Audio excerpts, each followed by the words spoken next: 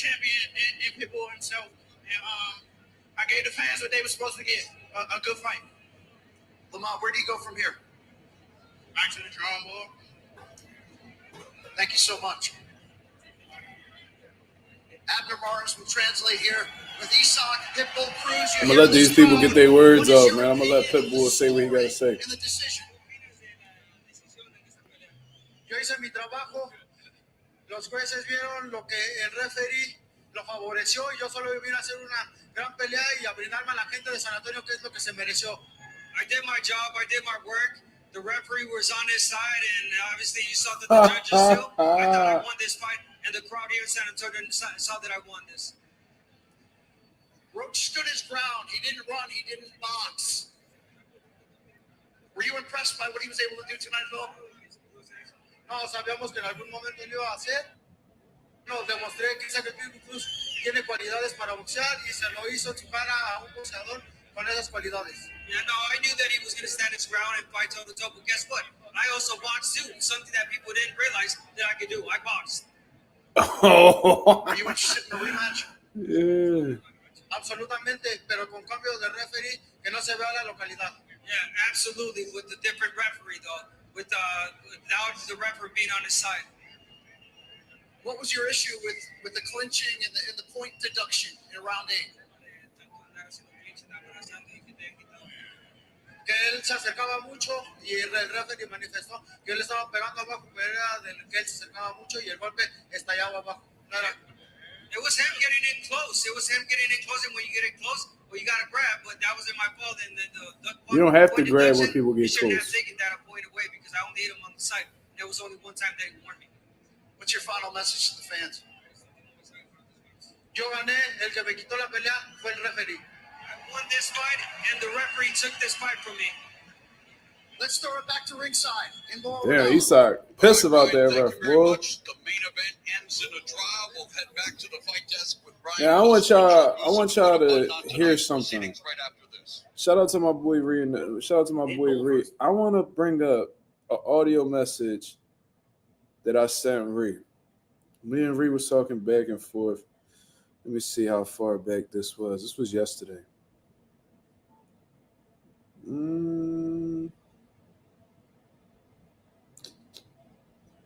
So this was Friday at 2:40 p.m.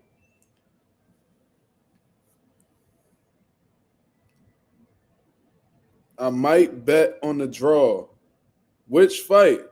Roach and Pitbull. Word? I thought you was Jack and Roach. Back-to-back draws is nasty. Now listen to this audio message. Bro, you gotta think about it, bro. Lamont Roach, he got this tendency of fighting to his opponent's like volume, right?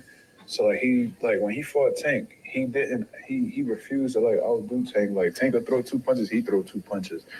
You know, Tank could shoot a combination, he shoot a combination. Like he don't really rise above. Like he shows to not rise above, like or outwill his opponents. Like he just usually stays on the same level as them. So I think they're going to have a lot of 50-50 exchanges. There's going to be some close rounds between the two. And I think because they don't want to fuck over Roach again, and, you know, with Isak Cruz being a PBC fighter, you're not going to want to, you know, do him dirty.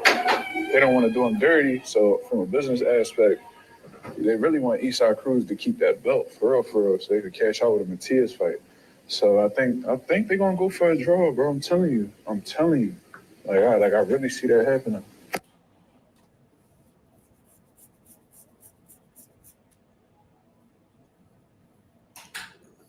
They do fuck with Pitbull because right after that, Gervonta Davis. Boy, I'm good. Then wasn't I on live yesterday? Wasn't it yesterday when I said that the odds was plus 1,500 for the draw? Then I say, yo, don't be surprised if it's a draw. No, I did not place the bet. Like a fucking dickhead. Jesus fucking Christ.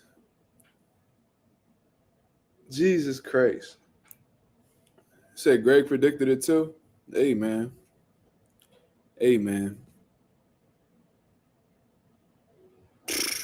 plus 1,500. God damn. But anyways, what's going on, y'all? This is Marcus Rosa, a.k.a. Mazuma TV, back at y'all with some more boxing talk, man. This is going to be the post-fight reaction to, Erislandy Lara versus Johan Gonzalez.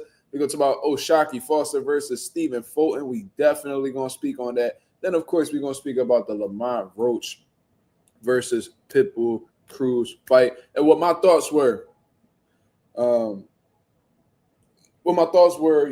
this fight. Now, before I get into, the main topics, what we here to really talk about, man, I just want to say congratulations to Erislandy Lara, for pulling out that victory against Johan Gonzalez, man. Johan Gonzalez definitely came in some type of shape. Let me see. That is correct, De La Soul. That is correct. But anyways, Johan Gonzalez definitely came in some type of shape, man. He was letting his hands go. You tell he had some punching power. You know what I mean? The Erislandy Lara, I ain't gonna lie, man. Like, he was shooting some beautiful combinations. I love the 1-2 counter. He was like pulling. He was pulling, coming back with the 1-2. He was landing clean. He hurt Johan several times throughout the fight, and then he closed out really strong with a good knockdown, man. It was a nice knockdown on Johan Gonzalez. Wasn't the most action-packed fight whatsoever. However, Erislandy Lara did what he needed to do in order to secure the victory, man. He's still responsible with his defense. He landed the harder, cleaner, shots. And you could just tell that Erislandy Lara's experience was just, he was just on a different level than Johan Gonzalez, man. No disrespect to him. He was game. He pushed Erislandy Lara. But I'm going to keep it real with you, man. I seen Father Time in that ring tonight. with Erislandy Lara. He did look a step slower than usual. Reflexes didn't really look there. I seen him get caught with some jabs that I felt like he would have never got caught with 2-3 years ago. Fatigued. I seen signs of fatigue early in the fight for Erislandy Lara. I'm talking about third, fourth round, about a sixth round, his mouth all open on some Caleb Plant shit. And I'm like, oh no, this isn't a great sign. But, fortunately, this wasn't John Beck. I'm going to just say that. Very, very fortunate that it wasn't John Beck, man. You know what I mean? Not the, glazed John Beck or nothing like that. He a drug sheet at the end of the day, so it's fuck him. But, Erislandy Lara was showing signs of fatigue. His reflexes looked a bit off. Hands looked a bit slower. You know what I mean? The punching power was definitely there. You know what I'm saying? You feel what I mean? But, regardless, Erislandy Lara did what he needed to do. He had the experience necessary to get through that fight. 42 years old, was able to retain his title. Congratulations to Erislandy Lara on that. And I ain't gonna lie, man. I think that'll be a great wrap up for Erislandy Lara's career. You know what I'm saying? I think that'll be a great ending to that man's career. You feel what I'm saying? He had a long ride. You know what I mean? He did some great things in the sport of boxing. Definitely one of the greatest Cubans to ever turn professional in boxing. The longevity is noticed. The resume is respected. The accomplishments are, respected as well. 2-division champion, multiple title defenses throughout his career. You know what I mean? Brought some exciting fights, brought a great skill set, great IQ, had some controversial fights that if it would have went his way, you know what I mean? Shit would have been absolutely phenomenal. The Paul Williams result, the Canelo Alvarez result. Like, Erislandy Lara made his impact on the game, so salute to him. And to be honest, man, he set himself apart from his peers. You know what I mean? The Luis Ortizes, the Dennis Ugas, Guillermo Regendahl. You know what I mean? Like, he stood out. Yorkis Gambo, he stood out from all of them. You know what I mean? And that was very impressive to do because a lot of them guys were quality fighters. You see what I'm saying? Who said Roach ran? Who said that? Huh? We definitely going to talk about it. I'm just getting the other things out of the way. Oshaki Foster versus Stephen Fulton, man. Listen, man, as soon as I had seen that this dude had missed weight, Stephen Fulton coming off by, 2 pounds, I was already, I was pretty confident going into the fight, picking Stephen Fulton. But once I seen that, he wasn't prepared for this fight and he clearly, made some miscalculations, and I seen how confident, Oshaki Foster looked, how in shape he looked. You know what I mean? I was still rocking with Stephen Fulton on some Philly shit. But at the same time, let me see. Justin, we can't rock with that narrative that Naoya Inoue ruined Fulton. We can't go with that at all. He came back and became world champion. You know what I mean? Let's not discredit O'Shaquie Foster. O'Shaquie Foster fought, a great version of Stephen Fulton. You know what I'm saying? A battle-tested, seasoned Stephen Fulton. You know what I mean? But I could tell that Stephen Fulton, he had some shit going on, man. I don't know if he just had a bad camp, a bad weight cut, just wasn't focused, wasn't disciplined. You know what I'm saying? Jamil Parker came on here, shout out to YSN Sports Media yesterday, and he said that a lot of these dudes don't drink or smoke, but they fall victim to the fork. You know what I mean? That's inexcusable in my opinion. These dudes done been in the boxing game for many years. They know what they should and should not indulge in, and over-consuming food is one of those things. You know what I'm saying? All you gotta do is tap into the all you gotta do is tap into the Andre Ward's boxing commandments, and one of the things that he states is, don't come in don't blow up in weight. You know what I mean? Don't blow up in weight. And I follow these guidelines. You know what I mean? I actually show my fighters these things. Let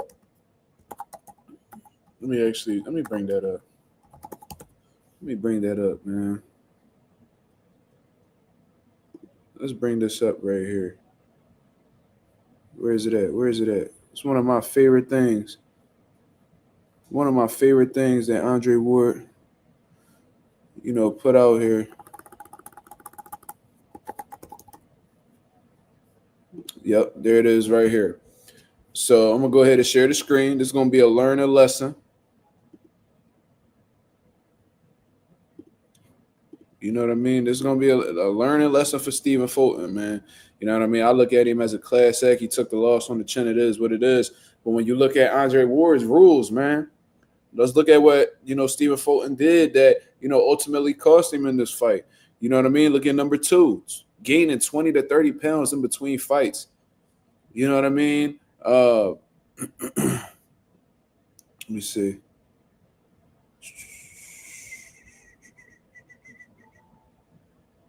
It can be number 8. I'm sure Stephen Fulton works hard. So, but when you putting on 20, 30 pounds outside in between fights, especially when you had multiple fight dates to keep your weight low, it's inexcusable in my opinion. You coming into a new weight class and coming to 2 pounds overweight, that lets me know that your focus wasn't all the way there. You weren't motivated. You were underestimating this guy. You see what I'm saying? That's just how I look at it. You couldn't tell me that a guy like Bernard Hopkins would do anything like that because he didn't underestimate any of his opponents. You can't tell me Floyd Mayweather would do something like that because he never underestimated his opponents. You can't say Andre Ward did that because he never underestimated his opponents. You know what I mean? So when you come in and ill prepared like that, it makes me feel like, you don't think much of your opponent. You see what I'm saying? So Stephen Fulton coming into this fight, man, he had trouble from the very beginning. O'Shaquie had a great game plan. You know what I mean? He didn't get overly emotional, which I thought that was something that he was gonna do. I thought he was gonna, go in there, you know what I mean, guns blazing, trying to prove something to Stephen Fulton because it looked like the trash talk was really getting to him, but he still focused. He had a game plan set out, and he followed it to the T, man. I know his coaches are very proud of him right now. He established the distance off of the rip. Stephen Fulton had a really hard time closing the gap against O'Shaquie. O'Shaquie was staying busy behind his jab and his straight shots overall. I like the fact that O'Shaquie was mixing it up. He was really comfortable in there, switching between orthodox and southpaw. Punches were very precise.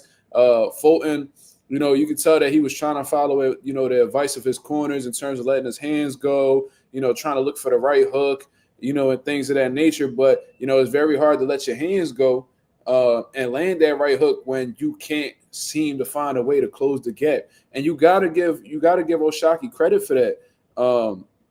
You gotta give O'Shaquie credit for that, man, because Stephen Fulton is a world-class fighter. I don't give a fuck what anybody saying that he ruined, and that's a 2-division champion at the end of the day. Very few people win world titles in multiple divisions. You see what I'm saying? So, really looking at, this fight, O'Shaquie showed world-class ability. That guy has a shit ton of potential. He has a wide, he has a wide range of tools, I'm going to say. I was somebody who was picking Stephen Fulton to win. Obviously, I was wrong. Wasn't really underestimating O'Shaquie Foster at all. I made it clear that he, had potential to win the fight, but I was a bit weary of his, inconsistencies in the ring. You see what I'm saying? You know, there's times where he looks immaculate. There's other times where he looks average. You know, he definitely turned it on tonight. You could tell he was very motivated. He had a hell of a camp. You know, they must have studied Stephen Fulton down to the T, because it seemed like they had him figured out before the bell even rang. So that just lets you know how locked in they were for this fight. You see what I mean? I also mentioned that Stephen Fulton has a world-class jab, but obviously Oshaki's, you know, jab neutralized it. So it just goes to show how great Oshaki Foster's, you know, jab is as well. You know what I mean? Started to bust Stephen Fulton up, you know, with those straight shots. You know, that straight left hand was on the money throughout the course of the fight. You could tell as the round started to go on that, you know, Fulton really couldn't find any answers. You could tell that he tried to do several things. You know what I mean? I've seen him trying to use his jab.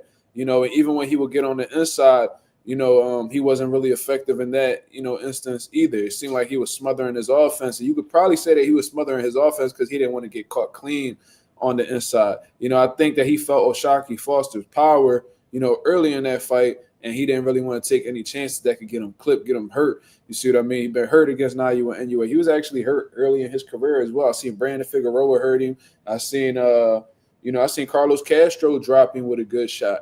You see what I mean? So maybe, you know, he felt Oshaki Foster's power, understood that there was weight classes for a reason, like I've stated previously. And Oshaki was clearly the bigger man as well. You know what I mean? Oshaki Foster, the biggest takeaway that I saw, what you had 113. You must be talking about Roach and Pitbull. You got to be talking about Roach and Pitbull, champ.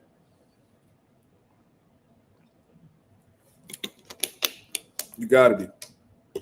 But anyways, man, I think the most impressive thing was how, and I said this from the very beginning because I watched Oshaki Foster's previous fights where he looked good in. Because what I do is I look at fights where they're the best version of themselves in. And I look back at that first Kansei-style fight, and I was like, man, this dude is very good at keeping guys at the end of his punches. You know what I'm saying? And I was thinking about, you know, Stephen Fulton, you know, he's not really the rangiest guy whatsoever. You know what I mean? And he really thrives, you know, Stephen Fulton really thrives like in the, you know, on the inside. You know what I mean? That's where he likes to get, you know, his offense going. You know what I mean? Especially in that last Brandon Figueroa fight, he was landing some, you know, great shots on the inside, was turning him, you know, creating angles and getting combinations off. He looked absolutely phenomenal in that department. And I didn't really see Oshaki really tap into that much. And if he did, it really wasn't on the level that I've seen Stephen Fulton get into it. And so I wanted Stephen Fulton to make this an inside fight. But, you know, it's very hard to make, create an inside fight or, you know, make it an inside fight when you're getting picked off from the outside. You know what I mean? And then you're getting caught with some clean shots. So he's making you think twice about walking in. So great overall performance from Oshaki Foster, man.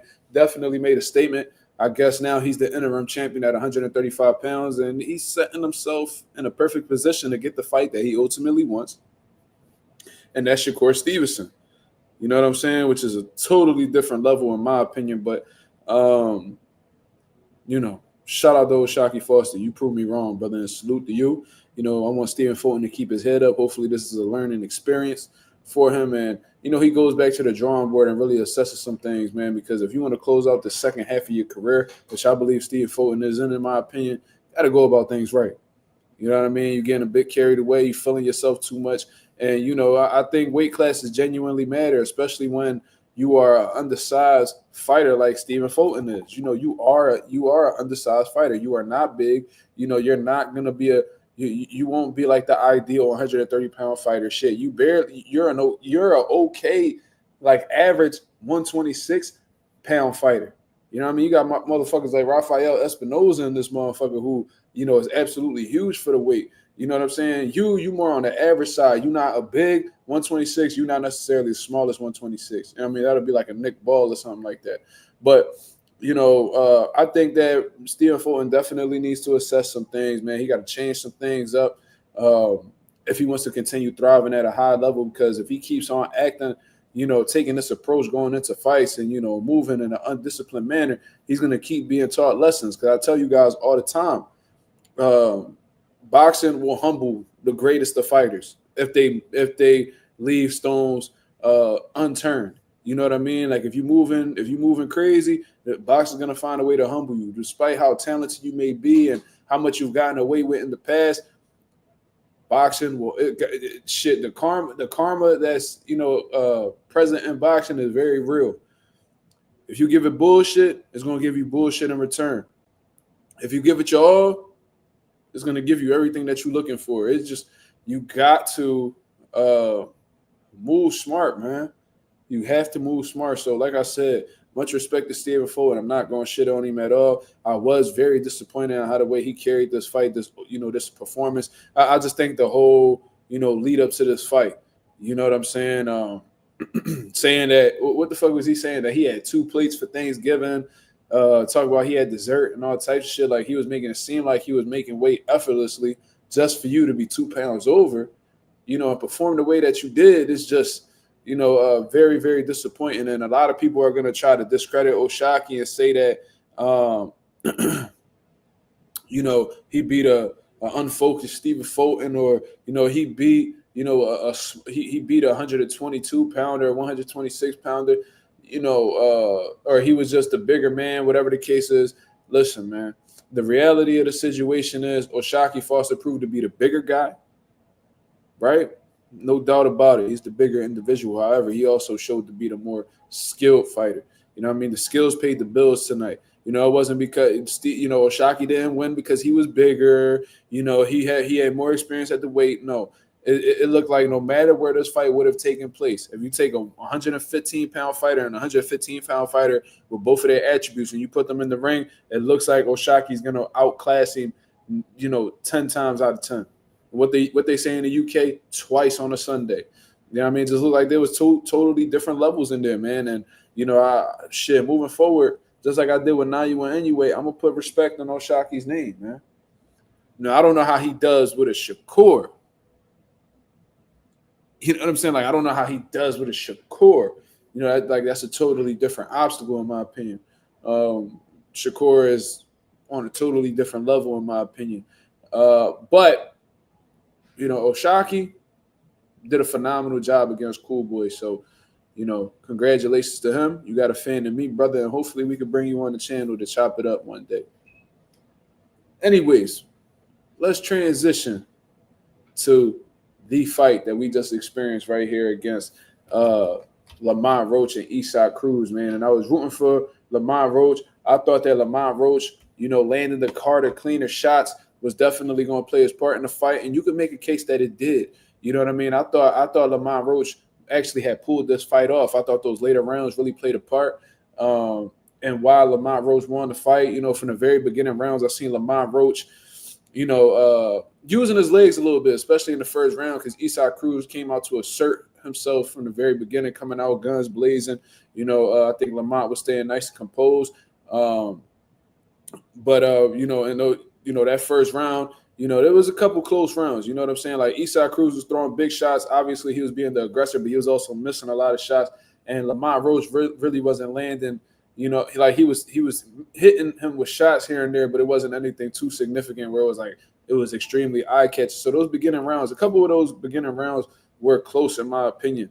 Now, the thing that really pissed me off with Lamont Roach, especially in them early rounds, was he was just sitting in the pocket too long, man.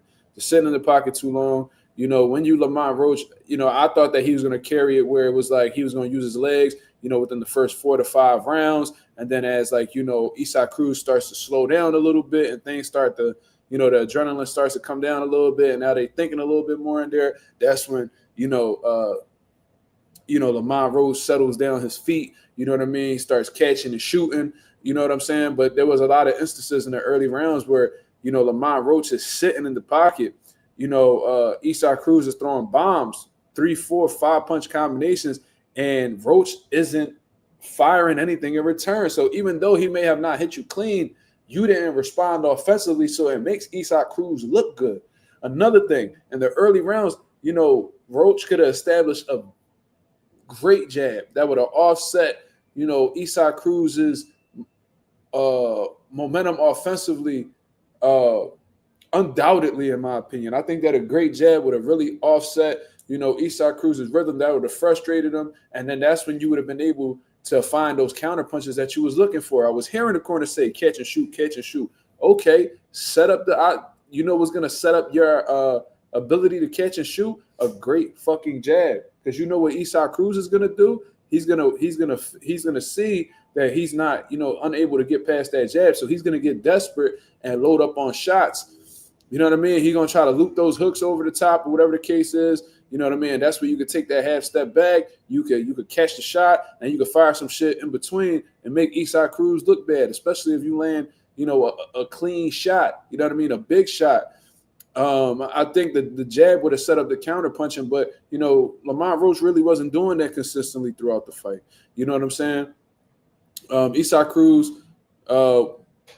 landed a good shot on Lamont Roach. I forgot what round it was. You know, fucking Lamont Roach looked like he was a bit off balance, but it was a clean shot, so it was a knockdown. The glove did touch the canvas. You know what I mean? I thought he was hurt for a minute because how the way he turned his back and shit like that, but it just seemed like he lost his footing, you know, when the punch landed. So it is what it is. Lamont Roach didn't look hurt, in my opinion. He actually seemed like he, you know, went back to just doing him. Shortly after the knockdown, he absorbed the shot pretty well.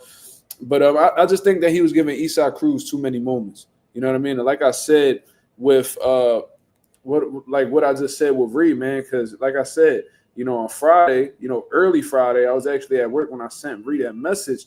I'm like, yo, Lamont Roach has this tendency where he doesn't really step it above. He doesn't really take a step further than his opponent. He just seems to stay on the same level as them.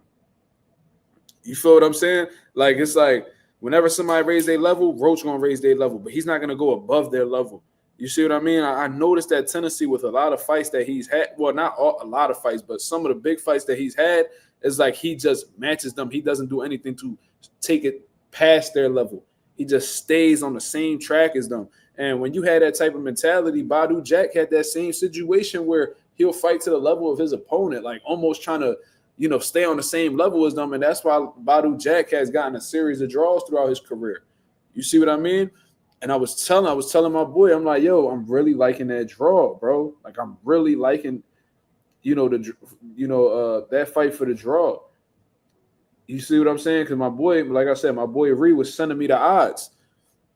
And I said at 2 on Friday, I said at 3:38 p.m. I said I might bet on the draw. He said, which fight? I said Roach and Pitbull. He said, word? I thought you was Jack and Roach. And I am. You know what I mean? And I was rooting for him. I really wanted him to come out with this victory, but then I came out with this line of reasoning right here for the people that wasn't in the chat. Bro, you gotta think about it, bro. Lamont Roach, he got this tendency of fighting to his opponents, like, volume, right? So, like, when he fought Tank, he refused to, like, outdo Tank. Like, Tank would throw 2 punches, he throw 2 punches.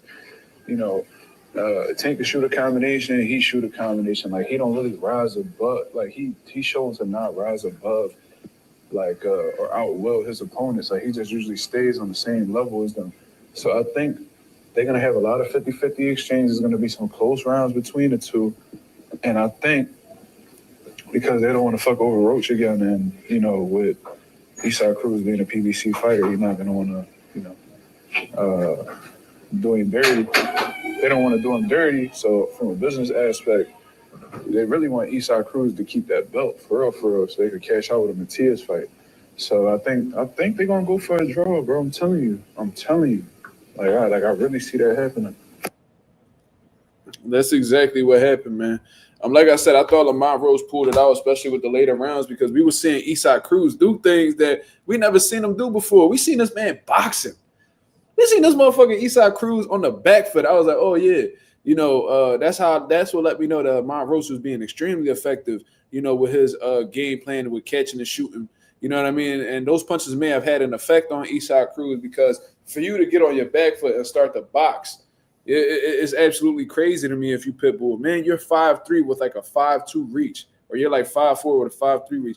Regardless of whatever the fuck your reach is, man, you're not the one to be boxing, especially when you ain't, a great outboxer yourself. You're not a better boxer than Lamont Roach. It's almost like you set yourself up for disaster. You know what I'm saying? And Lamont Roach was landing clean, significant shots, throughout the fight. So I thought that he was winning those rounds. I seen Erislandy Cruz loading up on some big things, but they weren't as effective and weren't landing as clean as Lamont's, in my opinion, in those later rounds. So I actually thought Lamont had pulled it off. But something just told me, man. Something just told me. And I was telling people in the group chat. Let's see what time I wrote this in the group chat. Shout out to the nation. Shout out to everybody that's in the group chat. I said, yo, hold on. So I said this way before they made the announcement. I wrote at 12 in the morning. And now it's 1:01 right now. I wrote, remember that draw I was telling y'all about? Shit might happen. And I said that shit when I don't even think we was midway through the fight yet. It was probably like, maybe it was midway. It was probably the 5th or 6th round. You see what I'm saying? It was like around, it was around like 6, 7. 6, 7. Oh, I said it around like that time frame. You see what I mean? And it was a good fight overall. You see what I mean? Erislandy Cruz came with what he usually he come with the same tools, you know what I'm saying? Just looking to get the job done. And Lamont Roach could have made this fight a lot easier, in my opinion. I think that he could have used his legs a bit more. I think he could have used his jab a bit more, especially in the early rounds. And Roach started to figure out that his jab was clicking around like 8, 9, 10. Like, man, you starting to use your jab now. You should have been using this from the very beginning. But I think that'll help them win, some more clear rounds. But that's just the type of fighter that Lamont Roach is, man. He a dog, so much so that he tends to make things more difficult than what they are. Kind of like Abdullah Mason, kind of like Jaron Ennis, where they had this, they just want to fight. You know what I mean? Like, they have the tools to make the shit an easier job, but for some reason they get a thrill out of putting themselves in dangerous situations. I don't know if that's an adrenaline junkie thing. I don't know exactly what to call it, but Lamont Roach, I thought he won the fight. I thought he edged it out, to be honest with you. But at the end of the day, he made the fight a bit more difficult. He played there were a few rounds where he played, into, Pitbull Cruz's type of fight.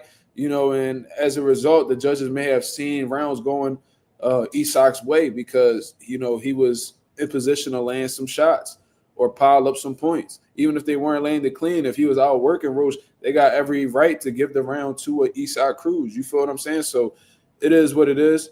Another draw for Lamont Roach, like I previously predicted. Shout out to everybody who came through and got that draw, plus 1,500. God damn, man. Yeah, Lamont Roach definitely need to go back to the drawing board. I think he needs to go back to 35 and see what's available down there. Erislandy Cruz, on the other hand, he's still, the WBC interim champion, so he may be in line to face the winner. I don't know if Albert Puello is going to get the winner first, and then, Erislandy Cruz sees him.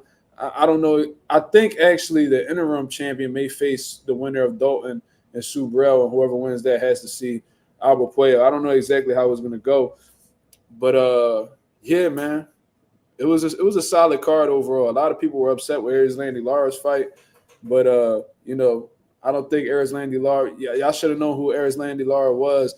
If he can, in terms of being a fighter, if he can make the fight boring and win the fight win the fight that way, he's gonna do it.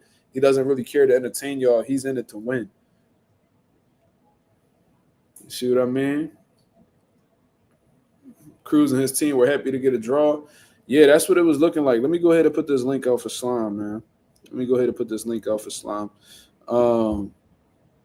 Everybody telling me to shout out Frank Martin, man. That was nasty, bro. I didn't even get to watch the fight, man. I was out and about with my fam and shit, so I didn't get to see it. But once I saw the clips that was surfacing online, I was like, God damn. Frank Martin put that boy to sleep. What was that, a straight left hand down the pipe? And Bartholomew did not see that shit, man. He was absolutely cooked. What's going on, brother?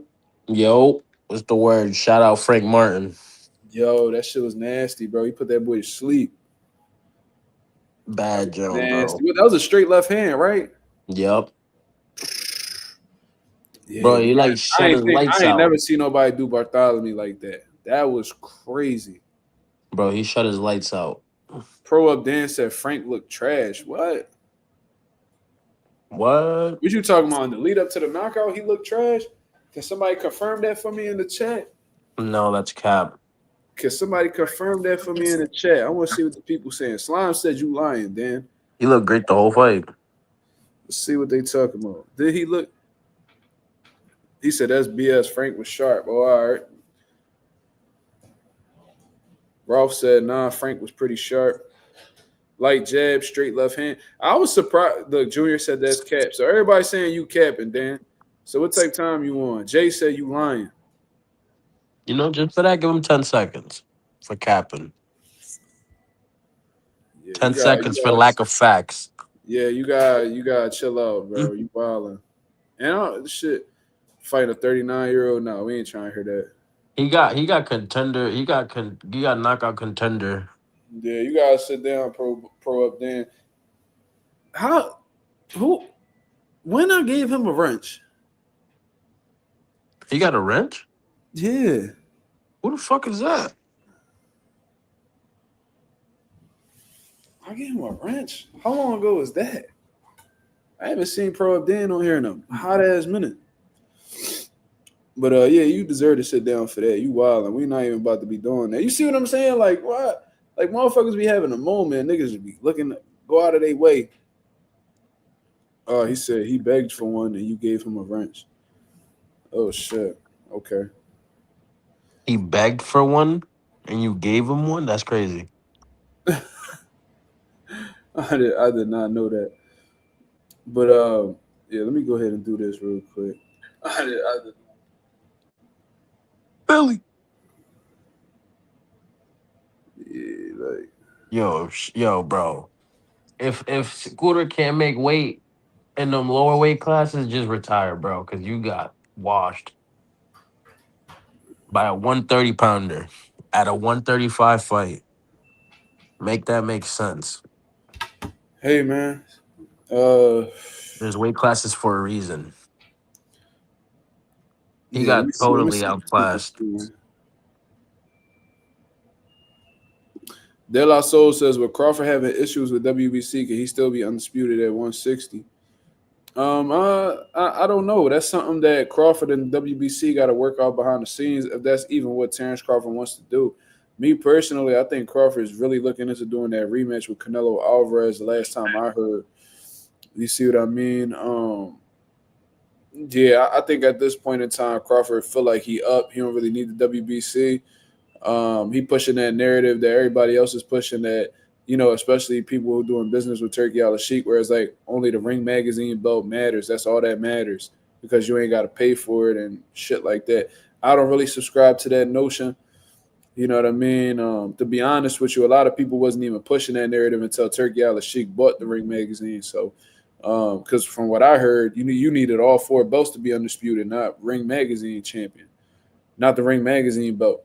You know what I mean? So I don't know. I think the Ring Magazine is a great belt to have, but I think since Turkey Al-Sheikh purchased it, people act like the Ring Magazine is all that matters. It's like, you know, that's not necessarily the case at all. Like y'all was in love with the IBF, the WBA, the WBC, you know what I mean, and the WBO before all of this. You know what I mean? Don't start switching up because motherfuckers is cashing y'all out. You know what I mean? I don't really understand all of that. But said Bud gonna retire after the rematch. I mean, he should. He should get your money, dog. They say he looking for 100 M's. I think he deserved it.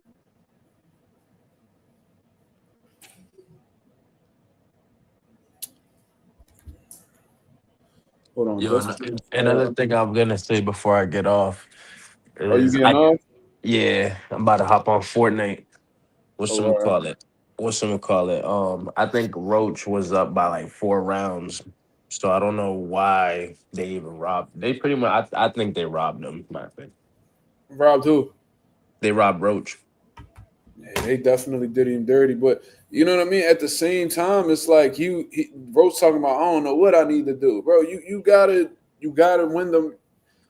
You gotta do things more convincingly, bro. You gotta step it above your competition. Facts. And then he got caught in the because look, third you gotta round. look at it like this.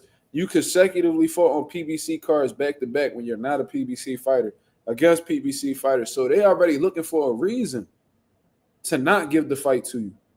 You see what I'm saying? You see how Oshaki Foster was, he signed with Pro Boxing though, from what I understand. Okay. But check this out.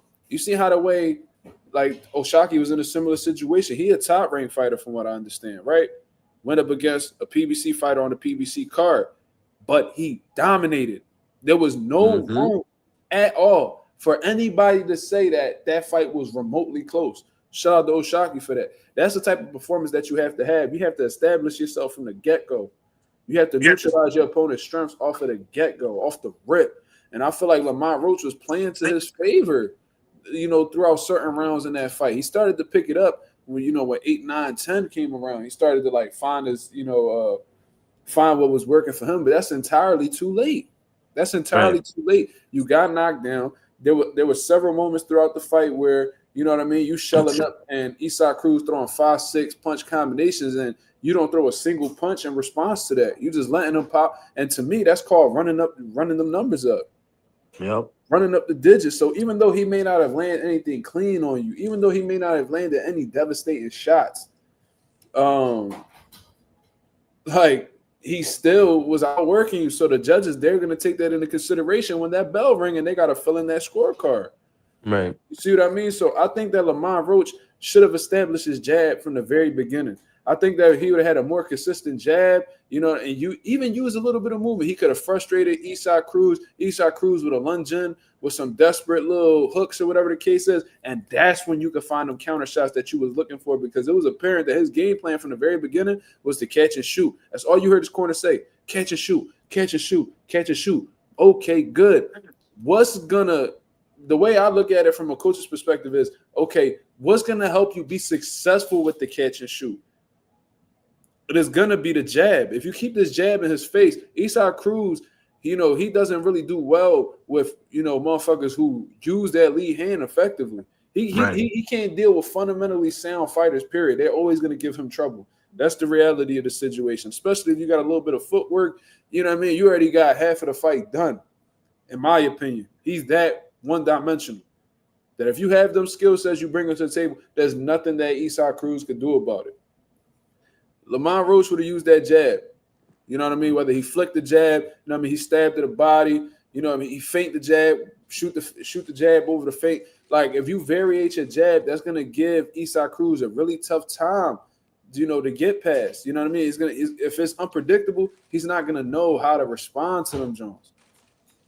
You know, he gets frustrated. He knows he has to, you know, let his hands go, because if he don't, he's gonna lose these rounds. Then that's when he starts coming in with that bullshit. When he come in with that bullshit, you make him miss, you make him pay, make him reset with your footwork. Like, you have to carry fights with guys like Isaac Cruz a certain way. You don't want to play into their styles to prove you some type of dog. Everybody know you a dog, cuz.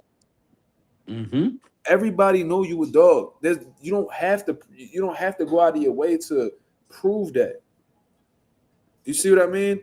There's sometimes where you gotta, all right, you ain't gotta really go out there and just be trying to show motherfuckers that you like to fight. No, man, follow the fucking game plan. Boxing is you know, at a high level, it's chess. There's a science to where it. the smart motherfuckers thrive. You feel what I mean? Like, I just feel like Lamont Roach got some tightening up to do from an IQ standpoint, where it's like, just because you have it don't mean you need to use it. So that's how I look at it. I think that he made some of them early rounds close, and even though I thought he pulled it out, I could see why, you know, the shit went the way it went. You feel what I mean? So Lamont's frustrated. He felt like it's some bullshit. He talking about he don't know what he has to do in order to get these victories. How about, you know, just saying fuck the fight and shit and just fight a smart, calculated fight? You know, right, when you have the ability to do it. Need to be not trying to get in shootouts all the time. That's just how I see it.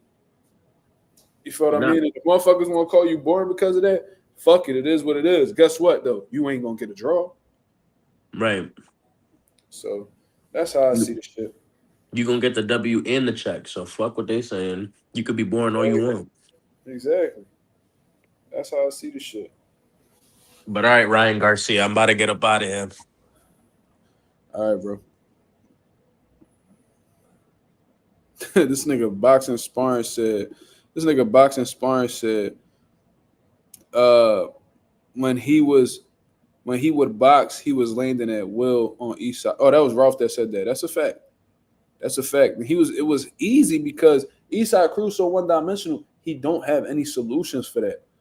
That's why it's a situation where it's like, if you can make it easy, make it easy. If there's a way for you to make this fight as easy as possible, do it. Why overcomplicate things? Why do you want to fight a dog fight with a nigga who all he can do is do a dog fight? Like, what the fuck? Like, what are you doing? Why, if you got this many tools, let's say if you have a tool that could get a job done in 20 minutes, why would you put that tool to the side and use the one that's going to take an hour and 30 minutes to get done? Why would you do that? That don't even make sense to me. As a boxing coach, in terms of somebody who I consider myself logical. You see what I'm saying? Why do things? Why participate in things that's going to make things more difficult than what it is? In boxing, you have to neutralize a motherfucker's strengths. Whatever you do well, take it away from you. Eastside Cruz, if he's a come forward pressure fighter that, likes to let his hands go, take that away from him. How do you take that away from him? You fucking box him. He played the counterpuncher role too early, in my opinion. That's just me. My boy Southwest Dice said Lamont's clout is over with. He should have took the fight after. He should have took a light. I think you meant to say light fight. Did you mean to say light fight after the Tank fight? I don't know what you meant to say, brother, but salute to you if that's what you meant. Shout out to my boy Southwest Dice as always. My boy Ghost said, yo, Cruz's boxing was funny as fuck. Yeah, that let me know that he didn't know what to do. That let me know that he didn't know what to do and that his main approach wasn't working. Or at least it wasn't as successful he thought it was going to be. Because I'm going to tell y'all right now, he watched that Gervonta Davis fight. Pitbull did. He watched that Roach and Tank fight and was like, oh, this motherfucker like to stand in the pocket? Bet. He was like, bet. You feel what I mean? And he was like, oh, yeah, he going to stand in front of me. Oh, I could do what I do if he stand in front of me. It's the only reason why he took the Lamont Roach fight. What he didn't know is that Lamont Roach was that strong. He didn't know that Lamont Roach could take his punch. Because I guess he thought since the motherfucker was coming up from 130 that, he had the power to really, get Roach up out of there. Like, you drop Roach, yeah, you landed a good hook. But you ain't get him out of there. You ain't even hurt him, in my opinion. You see what I mean?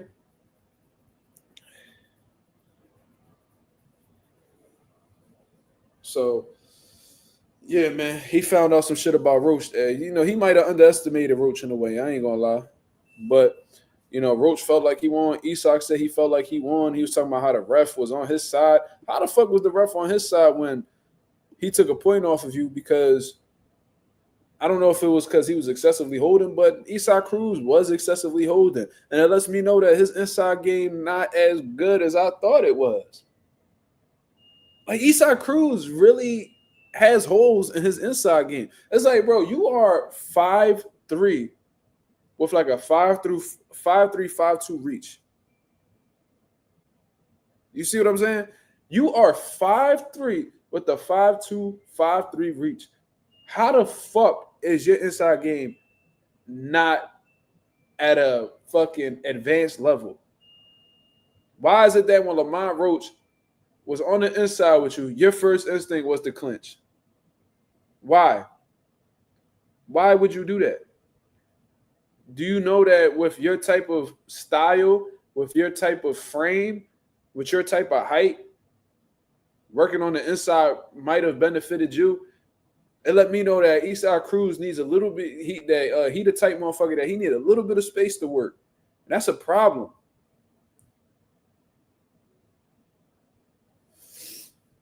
How do I see a Frank Martin Lamont Roach fight going?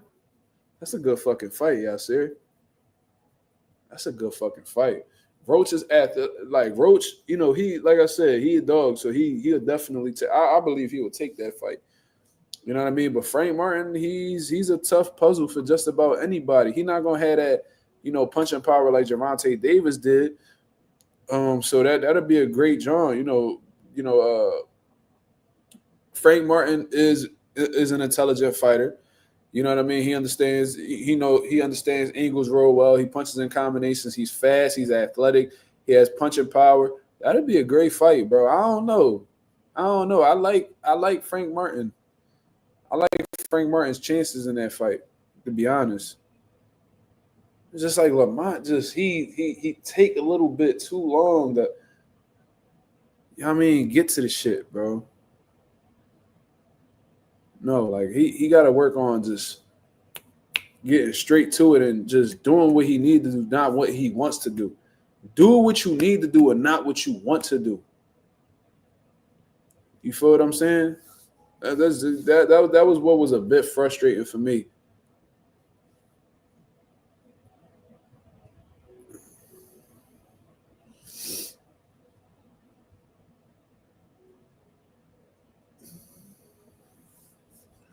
Lamont is my boy Josh in the building. Damn, we need to make some videos soon, brother. That's my guy right here. We did a couple videos, did like 32K views and shit like that.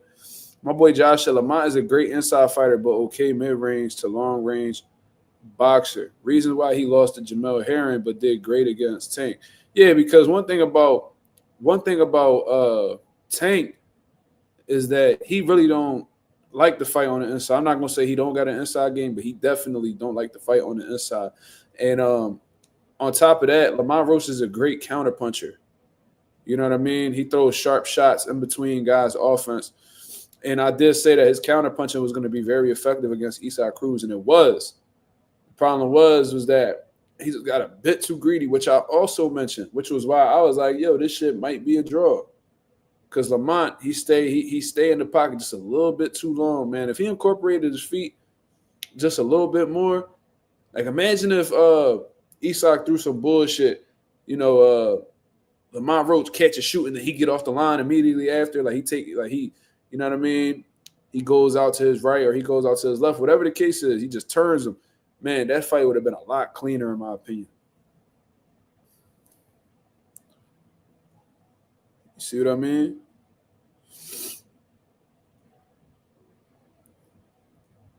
Blunt Sports said, you paying $1K for a nosebleed ticket at Shakur Teal fight? Fuck no. Is that how much it costs? You know something I don't know, brother? I ain't even heard them announce a venue yet. I heard they was talking about Madison Square Garden, but when they made the announcement, they was talking about New York. So I'm like, all right, like, must not be confirmed. I don't know. I ain't paying, bro. I'm not paying $1K for any tickets. That's just me. Like, I ain't the type. Like, that $1K could go towards. Oh, okay. You say you can send me a screenshot. That's a bad John. All right, well, I'm not going now. Like, it's just that simple. Like, $1K for one ticket? Shit. He said you got an email. Yeah, I do. I do got an email, brother. It's on my YouTube homepage. R3 says, you think Roach should stick around at 140? I mean, if there's an opportunity there, then it is what it is. But I would like to see Lamont Roach go back down to 135. That's just me. I think there's some opportunities down there he should take advantage of. It seemed like he looked like he was in good shape for 140, but I think he'll be, more powerful. I think that he'll be more of a dynamic figure at 135. You know what I mean? And I think there's some fights over there that he could make that'll be, solid Jones, man. Like he's a name now. Whether we've been satisfied or unsatisfied with his two, performances, he is a name, so he could definitely get some shit popping. He probably could still get that Shakur Stevenson fight. After Shakur Stevenson, fights Teofimo Lopez, that may be an option for him. There's some shit that he could get popping at 135, that's for sure. You just sent it to my email. Whoa. Ain't no way. Yeah, Blunt Sports just sent me the screenshot. That is wild, bro. And this at Madison Square Garden? What? They out there motherfucking mind. Yo, never mind, yo. I ain't going to New York. I thought I was going.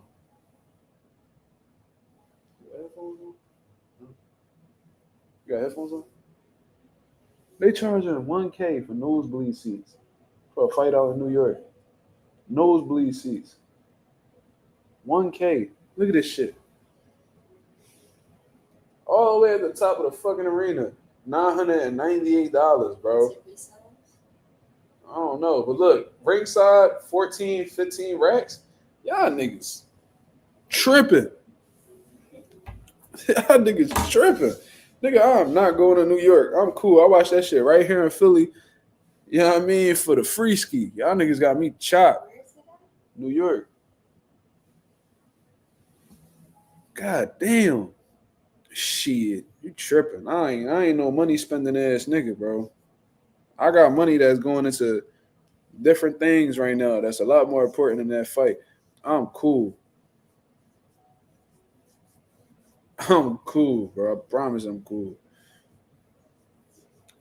Yeah, like, who the fuck these niggas think we are, bro?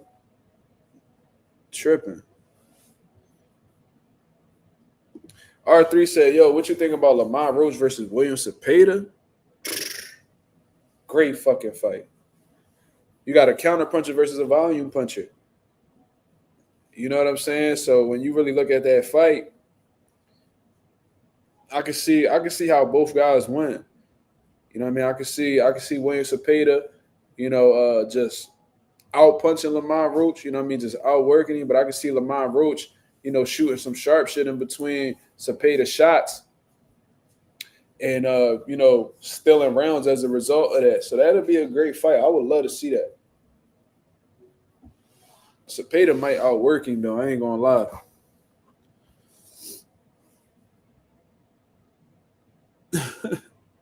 Cepeda might outwork Roach. What y'all think? R3 asking a great question. What y'all think about Lamont Roach versus William Cepeda? Because that motherfucker, William Cepeda throwing 100 punches a round. Because like I said, Lamont Roach got this tendency where, he be leaving opportunity. Like sometimes he won't even take the opportunity to counter. You know what I mean? Sometimes he just sit there, you know what I mean, be defensive on these shots, and then he just lets the fight continue on. You got Cepeda 60-40. Junior says 50-50 fight. That's how you know it's a great fight. That's how you know it's a great fight.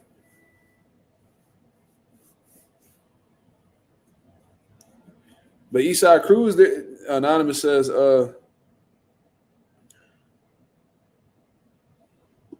Anonymous said that's close to pay the throws a lot, but he's there to be hit all night. Shit, Isak is too. But the thing, Isak obviously gave him a little bit of a tough John. Gave him a little bit of a, it was a solid fight. Like I said, I thought Lamont pulled it out, but it was still a competitive John. You dealing with that type of fighter, but now he's bigger than Isak Cruz. He throws more punches than Isak Cruz. Like that means that Lamont has to stay active too. He has to respond consistently with counters throughout the entire course of the fight. Like that's gonna be tough for him. I ain't gonna lie.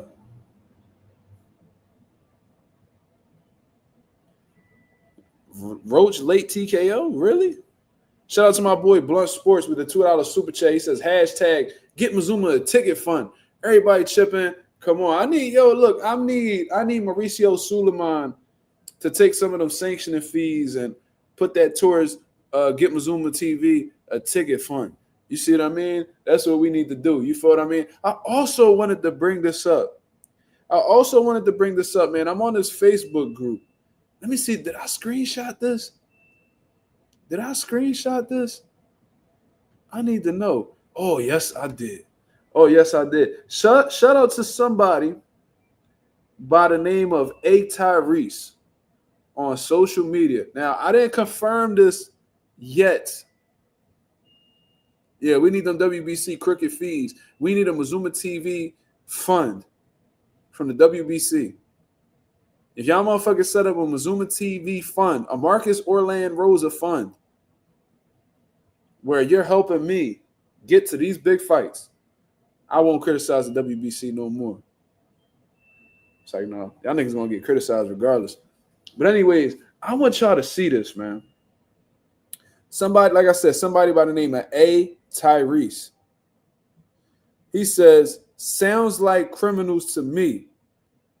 Talking about the WBC. He says, the WBC wants us to believe that most of their sanctioning fees go to the Jose Suleiman Boxers Fund.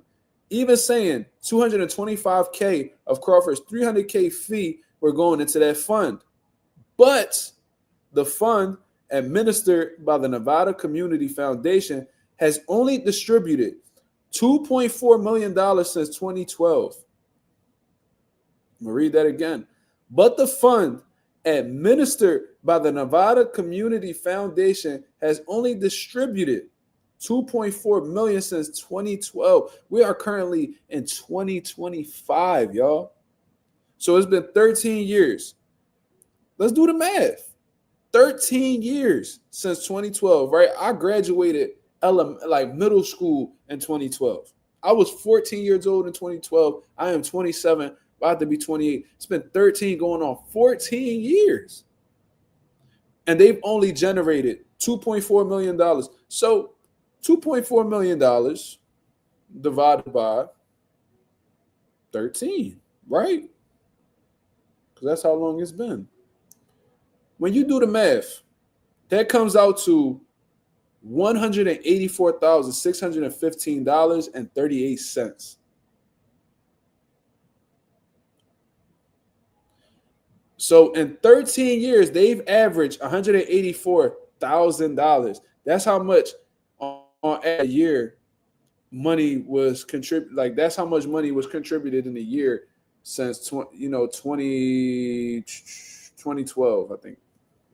Cool. Let's go on with this post.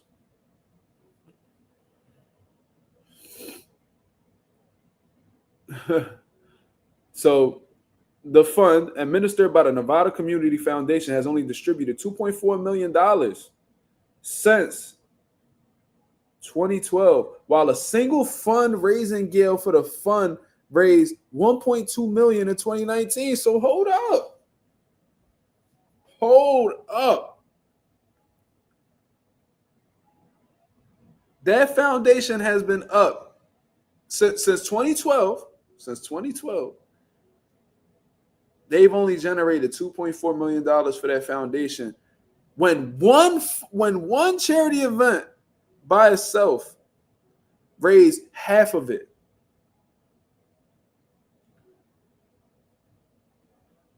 So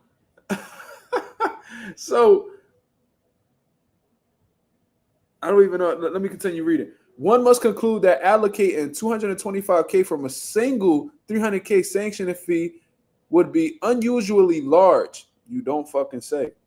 And unbelievable when the fund's total lifetime disbursements are only $2.4 million since 2012. The numbers don't align. Here is the math. He breaks it down. So shout out to this motherfucker because he know what he's talking about. 2.4 million fund lifetime total, which is how much they have in their account since it's been open. 1.2 million raised from a single fundraising event in 2019. So half of it was generated in one fucking fundraising event. And they want you to believe that $225K will be allocated from Crawford's sanctioning fees. That means only $995,000 was allocated to the fund in 13 years. He's doing the math. It's quick maths. It's quick maths, bruv. It's quick maths. That means only $995,000 was allocated to the fund in 13 years of WBC title fights and 13 years of fundraising events, donations from private donors and other nonprofits. Hashtag, where is the money?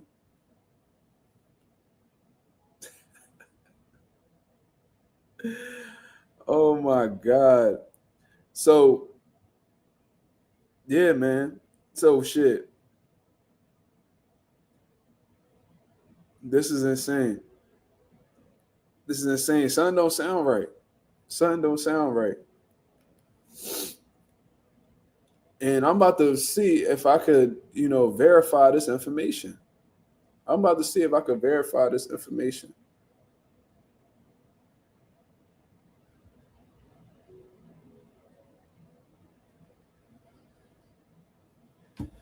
Them niggas money laundering allegedly.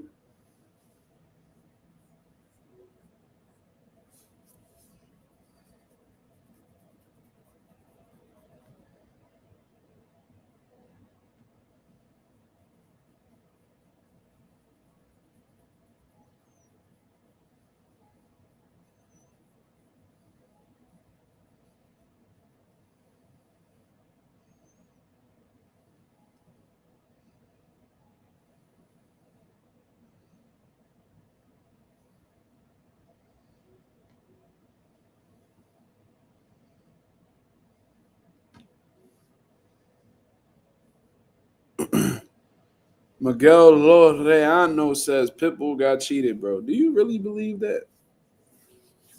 Do you really believe that, or you just backing your raza? Let me know. My boy Anonymous said, yo, Roach just said in his post-fight interview he broke his hand.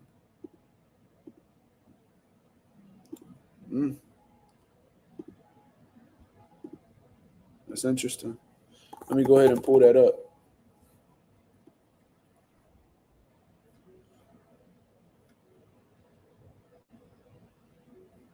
Oh, shit. Errol Spence did an interview, y'all. My boy did Errol Spence did an interview. I kind of want to see Errol Spence's interview. But let me get into the...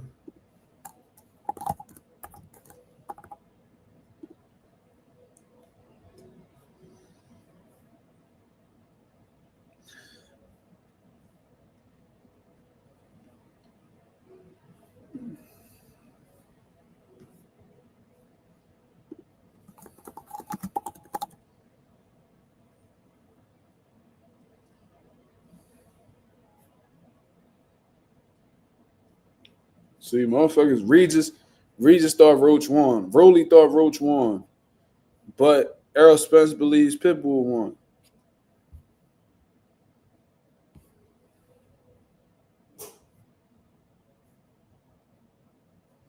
Okay, yeah, let's pull this up. Let me go ahead and share this for the people to see. We're going to give our reaction to Lamont Roach's comments after pulling out a draw against Erislandy Cruz.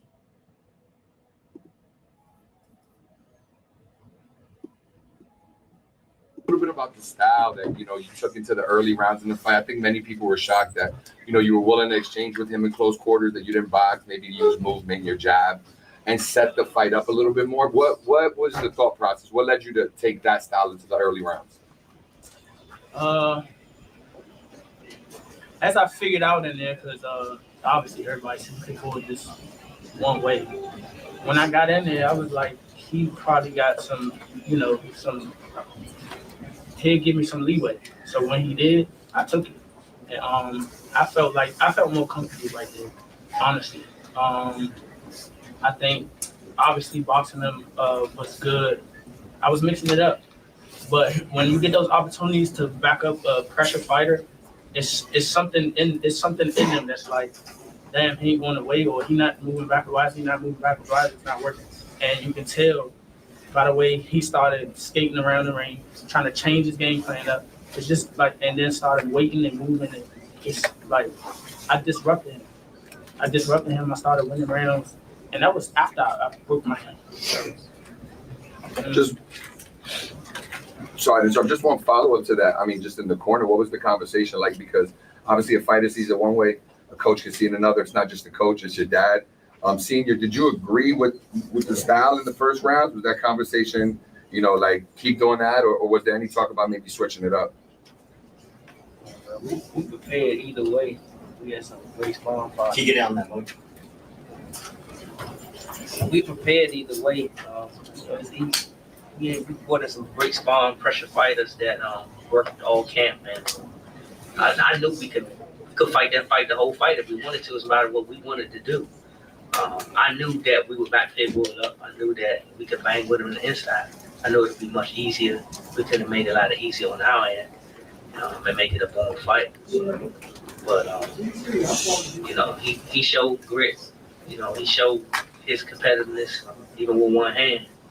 I'm saying, if I can go back and look at the tape, he told he broke his hand. You can't say one hand because he was still letting both of them bitches go. Am I wrong? You can't say one hand. If you're still using it, you got two hands, brother. And then on top of that,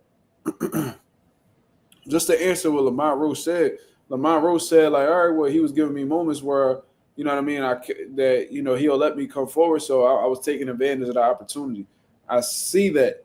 But the problem is, man, you played in the Erislandy Cruz's fight when you should have used the tools necessary to make it easier for you.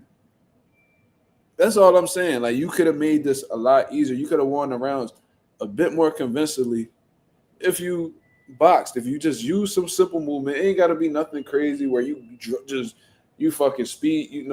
Just being motherfucking Speedy Gonzalez all over the ring. It's not what we talking about.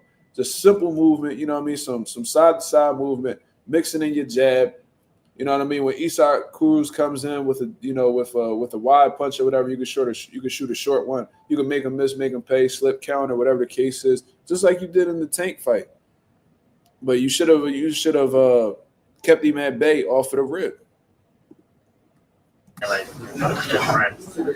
But he still was doing it. Stopped a little bit more, like the later rounds, with a lot of openings there, but. He fought beautiful, man. We just ain't get this decision. We got a draw. We did get a loss as well. So we go back to the drawing board. See if they maybe want to run it back. Why would they run it back? Why would they run it back when they're in position of possibly fight for a world title next?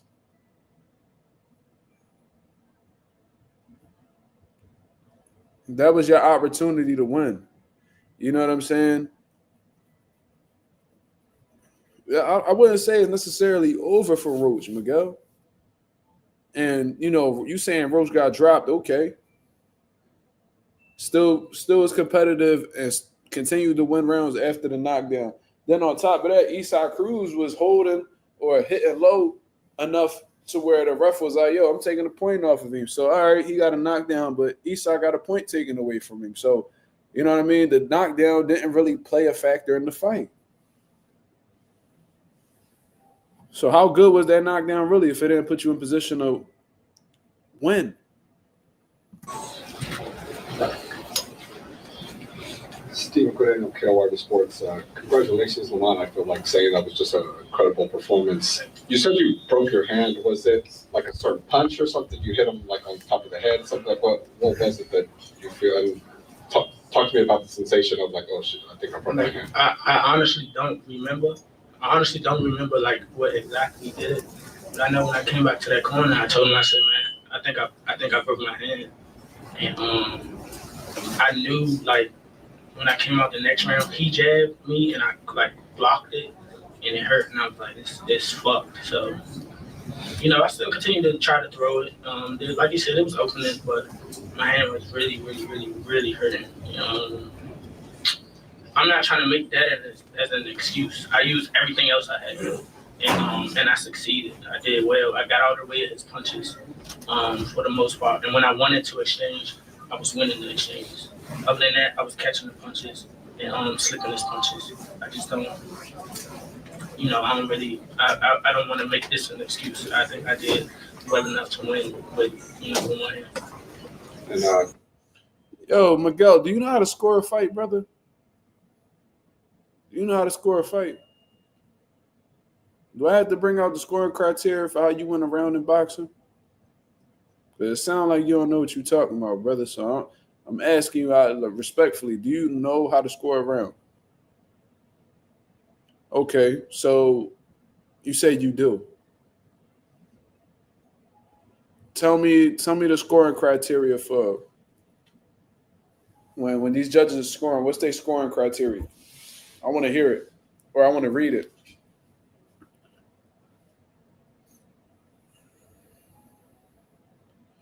The stranger said disappointed in Roach. These sound like excuses. It really isn't an excuse. At the end of the day, he didn't lose. That's one. Then on top of that, he continued to fire that hand.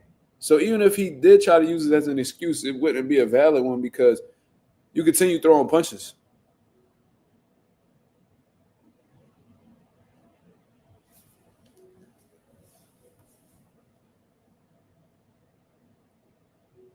Free Smoke said he had it a draw. Okay. So you saw it the way the judges saw it. I called it. I called the draw.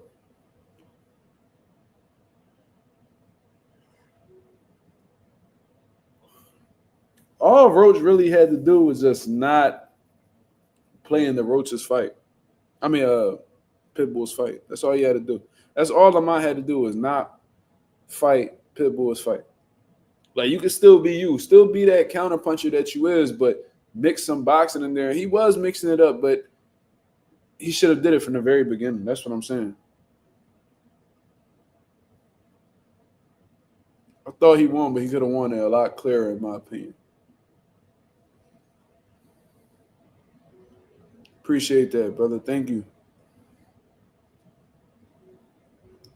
Bro, Anonymous, I agree with you. You said, I really wish he kept that jab consistent. Facts, because the jab would have opened. The irony about all of this is that because he was trying to get to it off of the rip, and the reason why he was trying to get Erislandy Cruz to open up was to counter him.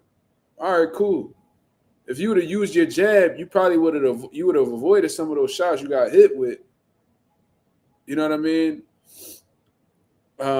And you would have, I think he would have played, I think that his counterpuncher would have been a lot cleaner if he established his jab. If you poking, you're going to give Erislandy no choice but to try to shoot something over the fucking jab or whatever the case is. He's going to try to loop a hook. All you got to do is take a half step back. You could catch the shot. You could roll underneath the shot, come off with a counter. There's so many different things that you could do.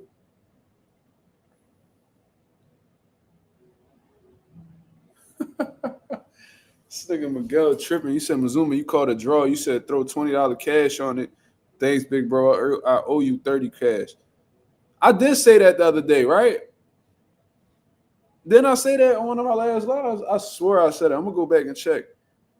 I'm like, yo, put some money. If y'all niggas got some free money, put some money on the draw. Told niggas, man.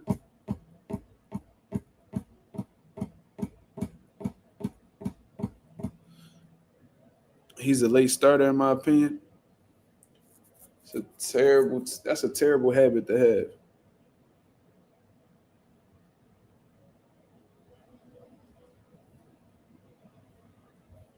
Frank said Roach need to learn how to work angles better like Bam, in my opinion. It don't necessarily need to be angles, in my opinion. I do think that he needs to start turning after he gets these counters off. So it's just a matter of just getting off of the line after you get your shots off.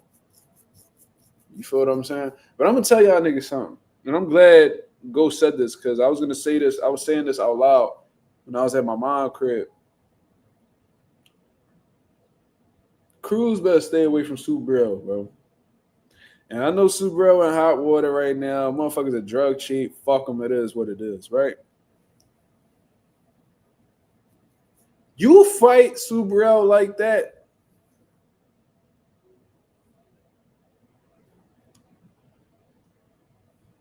you getting deep fried, broiled. Swear to God. Swear to God.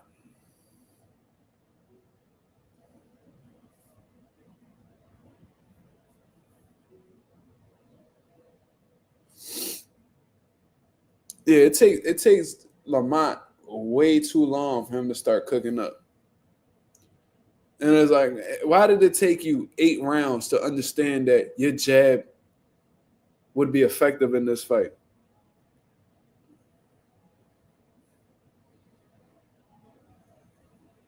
Why is it taking you 8 rounds for you to get the idea that your jab is effective?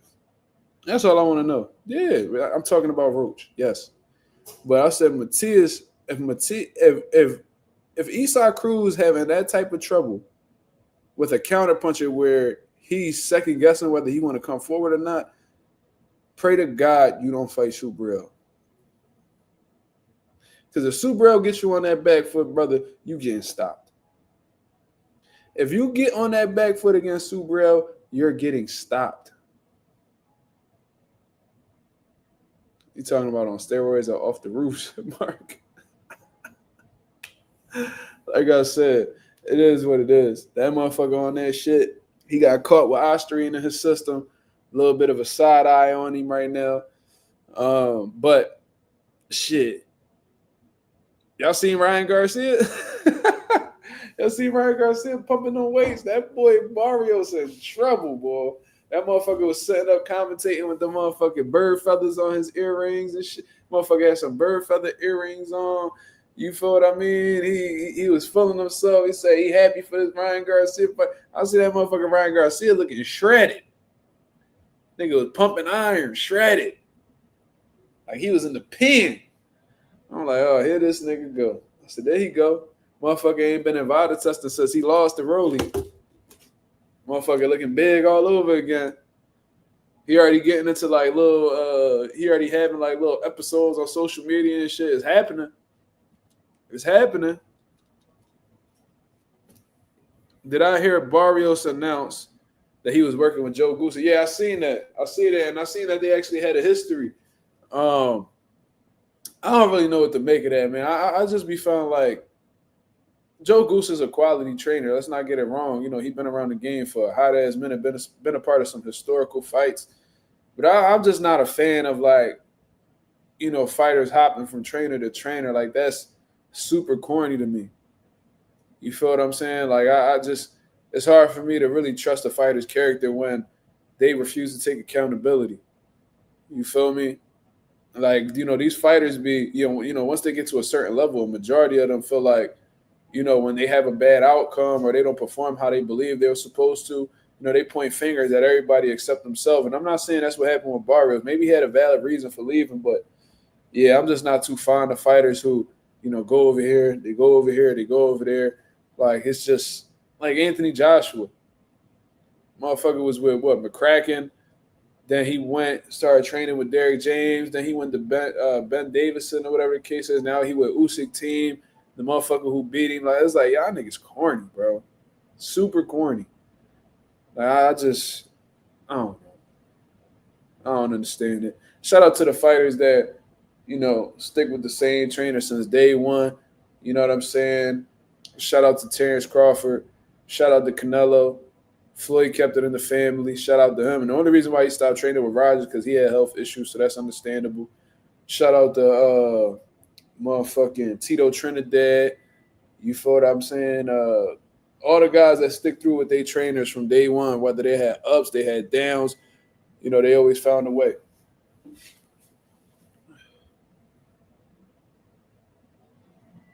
You said Ryan fighting Blueface?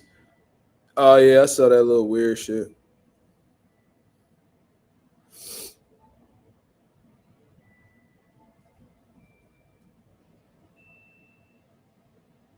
Right. And like a lot of these fighters, they followers, I'm gonna just keep it 1,000 because they see one fighter getting hot and they think,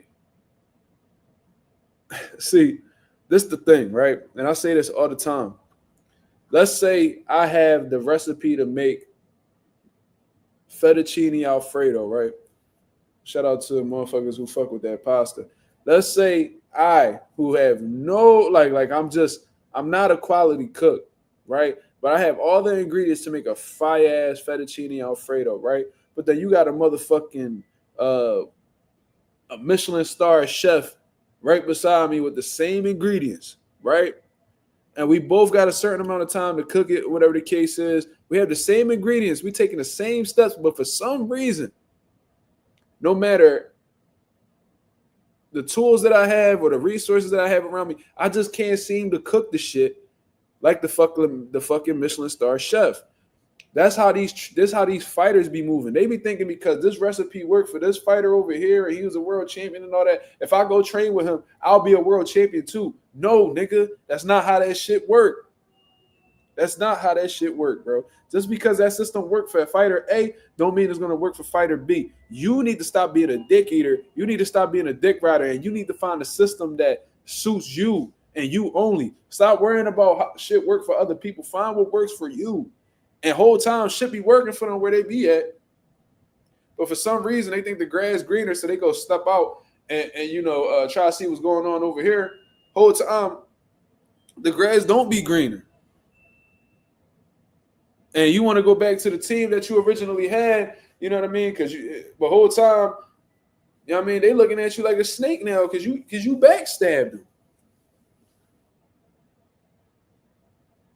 So now you gotta jump over to a third coach because for one, you left your day one coach. So you went to your second coach. You saw it wasn't as good as you thought it was. So now you leave trainer 2 to go back to trainer 1. Trainer 1 don't want you no more. You trainer 2 feel like you wish-washy, so they don't want to deal with you no more. So now you gotta go get a whole other trainer. Like niggas be weird in the game, guys. Niggas be super weird in the game.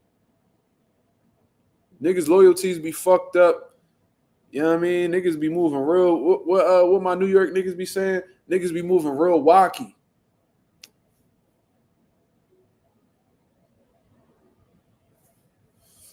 Mick says, shout out to Mick. He said, man, is that the end for Fulton? Where does he go from here? I don't think it's necessarily the end for Fulton because I still think he could get some quality wins. He could probably become a world champion again. Did he even lose his title at 126? I don't even think so. So he's not necessarily. It's not necessarily over for him because, as far as I'm concerned, he's still an active champion. So he could go right back down to 26 if he chooses to do so.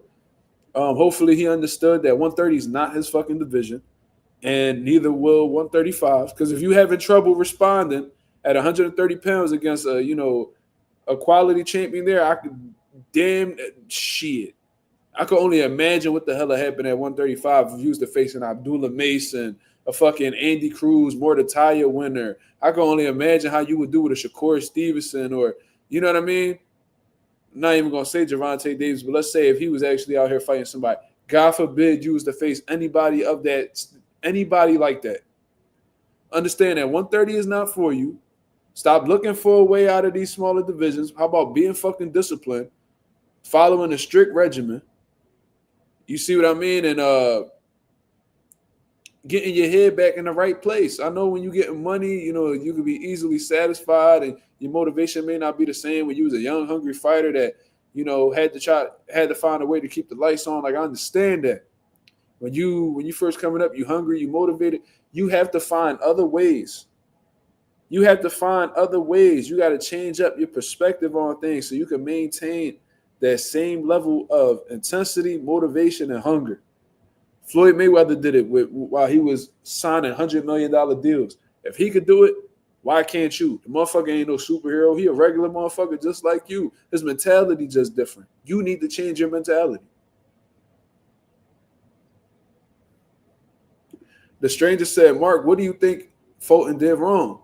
He came into the wrong fucking division. He came up against a guy who was significantly bigger than him, had more experience at the weight, and not only that, he was outclassed. Stephen Fulton didn't take this fight seriously, in my opinion. And the reason why I say that is because of how the way he came in overweight. There's no way that you could convince me that you made weight at 126 pounds back in February, and between February and fucking December, a 10-month gap, you outgrew 26 and 30. That's not believable for me. There was a miscalculation on your side. It was negligence on your side. It was poor preparation that caused a poor performance. That's what happened tonight. And besides all of that, you were outclassed.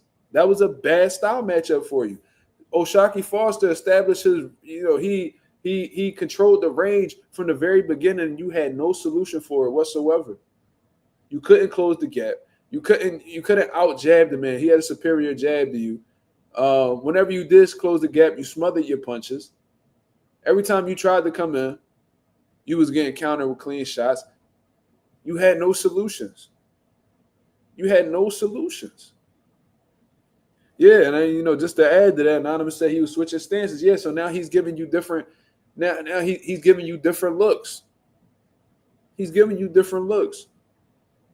So that's also another situation. It sounds like a mixture of underestimating, not preparing properly, and being outskilled. That's what it looked like to me. Just being honest. You know what I mean? I heard, like I said, I heard interviews of him talking about he ate 2 plates for Thanksgiving. And then they say he had dessert and all types of shit. That's real. That was really cringe. That was really cringe to hear post missing weight. Then on top of that, I'm hearing you in interviews saying that after you beat O'Shaquie Foster at 130, which you didn't, that you're gonna go to 35. The fuck you are. The fuck you are, nigga. Who you gonna face at 135, Stephen? Who you gonna face at 35? No disrespect. I love Stephen Fulton. I got pictures with him. I spoke to him, on multiple occasions. Shook his hand most recently when we came to the gym to spar at Philly's Next Champ. I wouldn't mind telling. I'll tell them this as respectful as I can. You fucked up. And I'm sure he knows that. I don't have to tell him shit. He a grown ass man. You know what I mean? I doubt that I would tell him some shit that he already don't know. The range was the main problem. And then once he got a taste for O'Shaquie's power, he couldn't get the range together. Then on top of that, in the back of his mind, he really wasn't trying to get caught at the end of one of O'Shaquie's punches too crazy. He didn't want to overcommit and really run into a big shot. Because now you got a different problem. Now you're hurt, or now you're coming off of the canvas. Like it was a lot to think about in there. He was just overmatched. There's nothing wrong with that. When you take chances, that could happen. But it's just you didn't put yourself in the best position to win, in my opinion. So, from what I understand, Stephen Fulton still has his title at 126. You know what I mean? Take your ass back down to 126. Get yourself back in the winning column or whatever. Give Bruce Carrington an opportunity. That's for one, because he's been sitting around waiting for an opportunity, and it seems like nobody wants to fight him. Possibly getting a win over Bruce Carrington, that would be an amazing accomplishment. That would be an amazing accomplishment. R3 talking about Fulton versus Floyd Schofield. You better leave that big-ass kid alone. You don't want that. You don't want that. He already took out one Philly nigga. We don't need to see him take out another.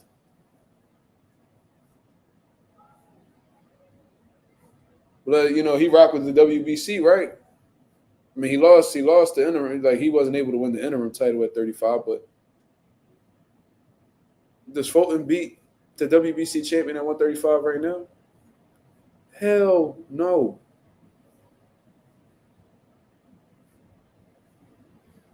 Hell no. Yeah, like anybody at 35, I don't want Fulton to fight. But like I said, that really just put O'Shaquie in a situation where he applying pressure on Shakur to make a fight happen. You get that interim belt at 35, you know what I mean? The WBC might look out. They might, who knows? They might not, but they might mandate the fight to happen. It's a good job.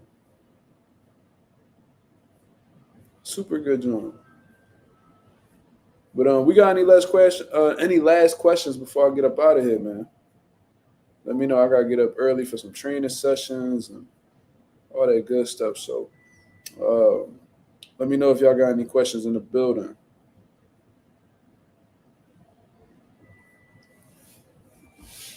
Shout out to the boy Marlon. I appreciate that, brother.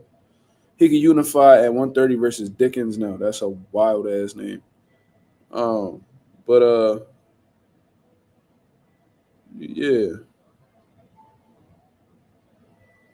Who are you referring to? Are you referring to O'Shaquie unifying with Dickens? Okay. We gotta start doing a award next year. Almost over. Yeah. Yeah, we gonna set up for that. We gonna set up for that. Yeah, I guess, but I think Oshaki really has his eyes set on fighting Shakur Stevenson, so he might just take advantage of that interim title at 35 and really probably put in a petition to become Shakur's mandatory. Who fucking knows? Who knows? He has options now. That motherfucker took lemons and made lemonade. Took an opportunity. Now it's his opportunity to make. He took this opportunity and fighting for the interim title at 35. Now, you know what I mean? He's about to use that to his advantage to get that fight that he wants.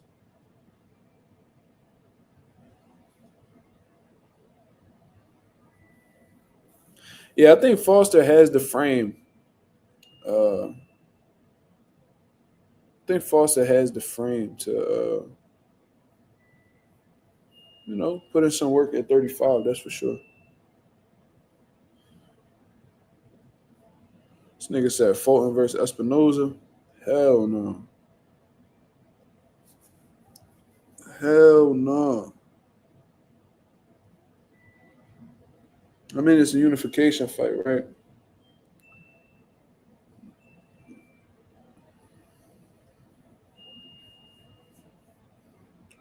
Roach versus Foster at 35. That'd be a good fucking fight. I wouldn't mind that at all. All right, this is gonna be the last question. My boy Marlon in the building. He said, "Mark, you think Roach should get a light opponent first to get back in the win column?" I mean, he's a name at this point. He's a name, so he could definitely get a light touch if people really wouldn't be worried about it. But knowing Lamont Roach and his mentality, he probably had him genuinely feeling like he won both of these fights. At least that's what he says publicly.